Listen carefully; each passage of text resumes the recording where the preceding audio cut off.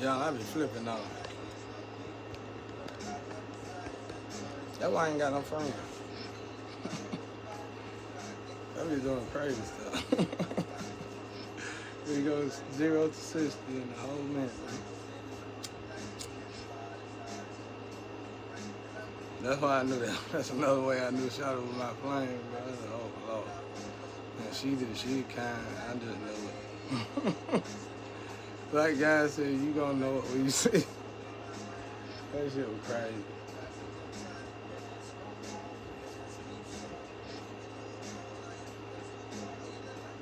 One day she'll be a decent person. She probably already is. She got a job to do at the moment though, so she can't be decent. It's like a switch gotta turn on and off for you. Alright, now you get here and you just get your life right. That's why you see drug addicts go so long.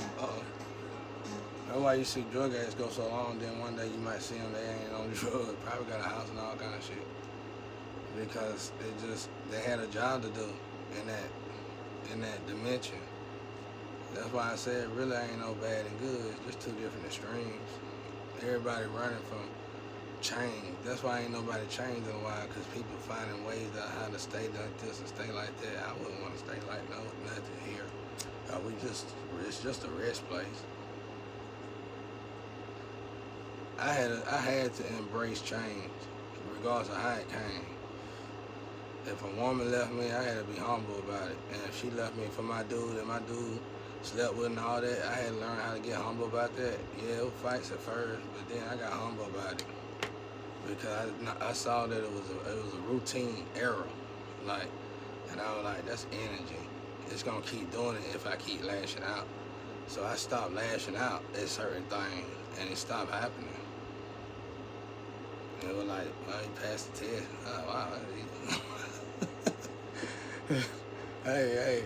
And so it's like, I get to this point, I can't tell God I'm bored, y'all, because it's so much you can fit. If it was that easy to fit something that was made God smile, then, oh wow, it's a lot of stuff I messed up that I might need to work on while I'm stuck. So, and now that I've been stuck this long, I still ain't fixed a lot of stuff, because I've been stuck. Like, I ain't even had transportation. This is the first time since I was probably 13, 12 years old, I ain't had no whip. I drive, everywhere I go, I drive across the street. I felt like that one guy took the car from me. I get in my car and drive across the street. Shit crazy. I exercise everything. I just get in the car and drive across the street. And that's probably why I didn't meet a lot of people, bro. I stayed in the car too much. That's why I said it ain't even right to even want to get to a point and get a car. When I grew up, I wanted to build cars. I tried to build all my cars. I used to love to find clunkers.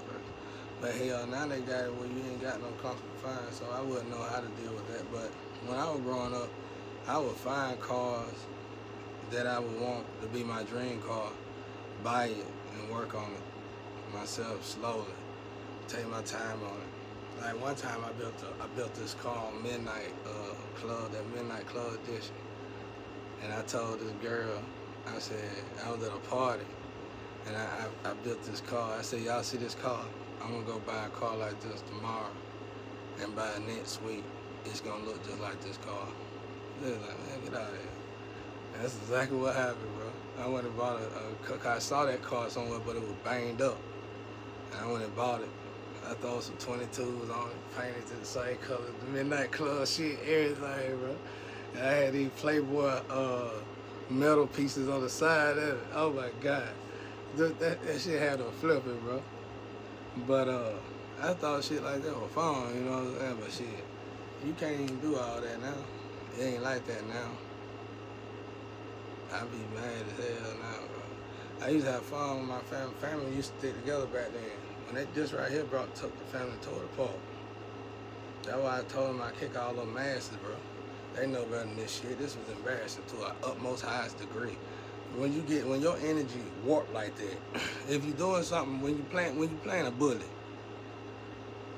if that child don't never succumb to bulliness. It don't never learn how to stand up for itself. Eventually, God gonna take over, and it's gonna warp your energy.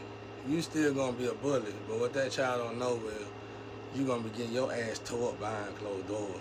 It don't matter if you're rich or poor, and you basically gonna be bullied. You know, the energy gonna warp, and you ain't gonna know how to handle it because you still a bully, and so you gonna take great ass whooping until you, I guess it can take you out of here. I don't know. But that's how it is when God warped the energy. I don't know who warped the energy. God, I say don't know. I'm sure it'd be God, because if you did magic to trick the energy, God would have to warp it back. Confirmation. God would come down, choo choo, swap it out. And he'll let you keep, cause see, maybe this person over here done grow somehow. And that person might not even be into the same thing that they were chasing when y'all robbed them. So it really pointless to just give that person money. Or, I mean, you know, you're going to get all that too. But I'm saying it ain't pointless, but it definitely need to be done because justice. But that person now evolved to the point where it don't bother him no more. Because this was extreme. I mean, you kidnapped my child, that was a murder charge right there. That was taken out right there. I took them all out. He is everywhere. All of it. Body bag. Somebody get a body bag. Few of them. I said, come on, son. Hey, I'm going to go across the water. That was the plan, bro. That was the plan. Steven Seagal, everybody asses, bro. Right there at the coffee table. Pow! And walk out. I ain't gonna run, I will walk out. Leave a tip on his head. But shit. No, I don't know, y'all. Like, it's just that I had to overcome that stuff. I had to overcome, like, these people that I was clinging to. I was just clinging to them. When I thought I looked up to them and thought I would, you know, wanted to be like them, wanted them to be my friend and all that, and they kicked my ass all around the world.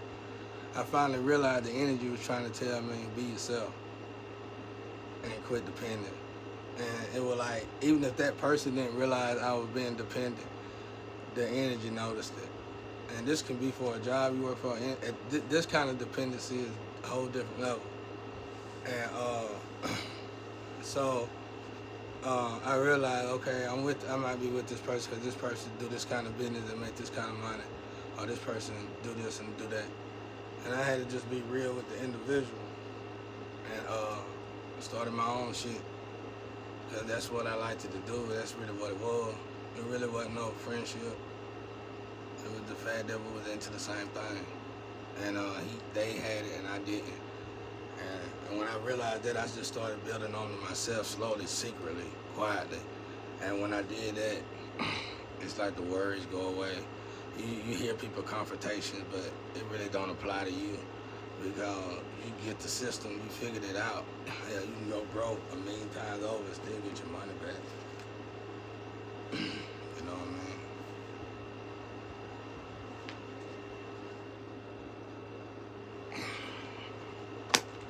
Still get your money back.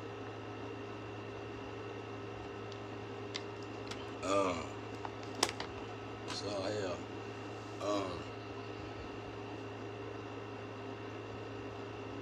hell, elevation. So that's why I do it. That's why I do. I mean, when I started realizing that made me just, like I said, 8.2 billion people. It just broke it all the way down to really just 20 people, and the energy spreads out through them 8.2 billion people. Otherwise, you're going against energy. So it's 20. It may be 20 people, 20 different types of energy. And once you learn the energy, you done figured out 8.2 billion people. Pretty much. But the only way to do this is to finally be yourself. Nobody knows myself but God. And at first I thought that was a coward shit. And if you was to look at it through the external, it is coward shit.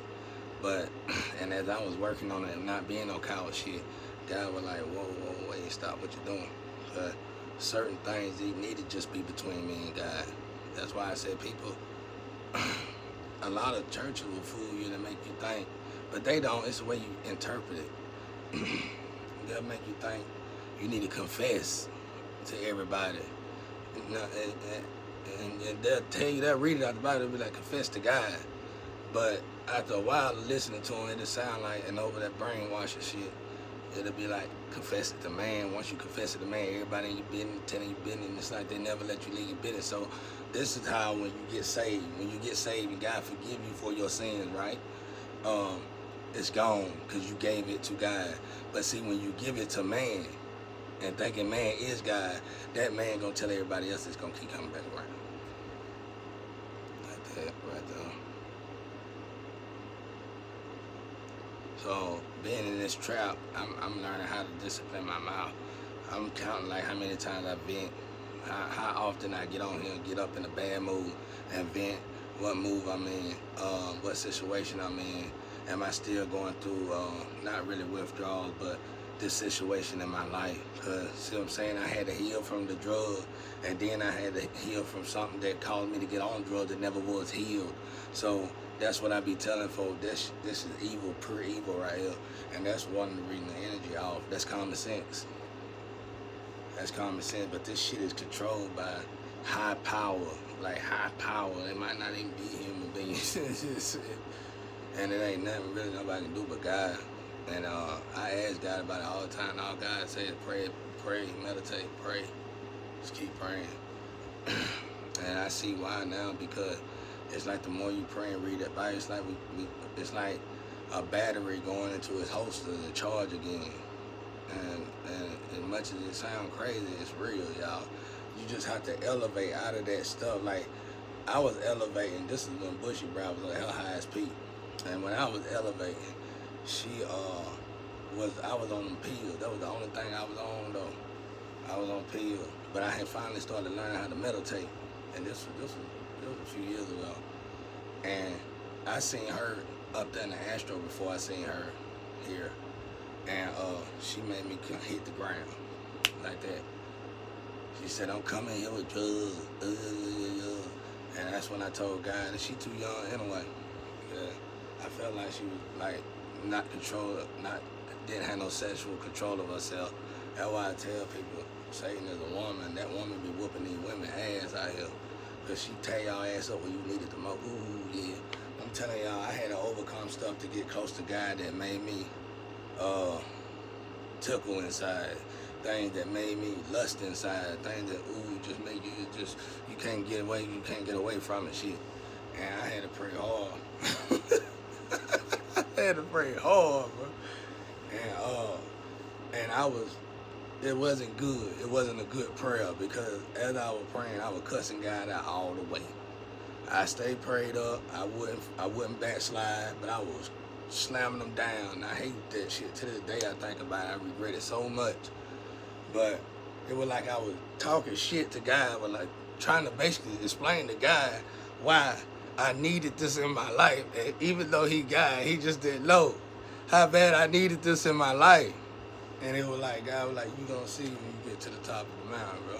Right now, you just pushing a rock up the mountain, up the hill. And that's what it was, you know what I'm saying? And to hear the Father tell you that, it's embarrassing to the utmost. Oh, you pushing a rock up the hill.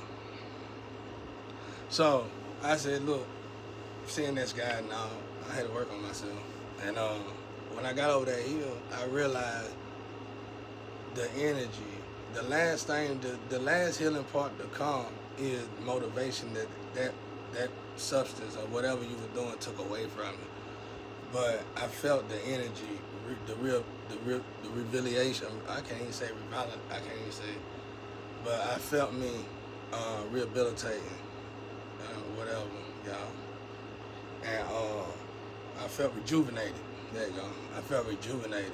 But I didn't have no motivation still. And it came over time, which you gotta run. You gotta exercise them same muscles that them chemicals or whatever you were doing, even sex, y'all. because that's a testosterone, right? You need testosterone to be in gyms. The problem is some of y'all going to the gym for the wrong reason. And you know, a lot of y'all was talking shit to me because when I was looking at porn, when I did look at it, I be on that gym shit. And but I don't even do it. I never did it as much as for people to try to judge me and counter me for it. I was really on a mission doing it. I've been overcame that. That's not a problem of mine. That's why I never been a cheater. I ain't no cheater because I'm trying to be loyal to a woman. I'm just not no cheater because I don't want the headache. I got 7 sisters, and they empresses, and they a headache. So they ain't even karmas. They a headache. And I'm good, bro. I'm good over here by myself. And that's not saying I don't want no woman. That ain't what I'm saying. I'd love to have a woman, but when they ready to have a man. Otherwise, you still sowing your royal oats. Everybody need to just chill, have fun, embrace the life again. But you better be getting right with God, cause we living in them times. You gotta. It would be even a challenge for. I love challenging. Challenges make life interesting to me. So that'll be a good challenge for me to be able to enjoy life without sinning to enjoy life. So that'll be a good challenge because if you can't remember how you last felt when you were sound-minded, people must understand that when I tell them that, sound-minded. Everybody look at that like it's just an external drug. Now, sound-minded can be your lustful desires and all that, everything. Sound-minded is when you completely detox your vessel for God to enter it. And you done been sound-minded. A lot of y'all ain't been sound-minded since y'all was a child. If you ain't got, you got something. You're trying to cope with it with something. Your vice, normally, your vice is your thorn in your flesh. And when I teach this on the block, you'll be amazed the people the gangsters that would sit there and say, that's too much. But the gangsters they was following would do exactly what I said and get right. But they'll get right in the wrong way and they'll shit all over them boys. That's why I quit teaching stuff. Because it was like the enemy was winning, bro. It was like I would teach 10 people, 10 gangsters. And out of 10 gangsters, 5 of them would be, look, guys, and shut up.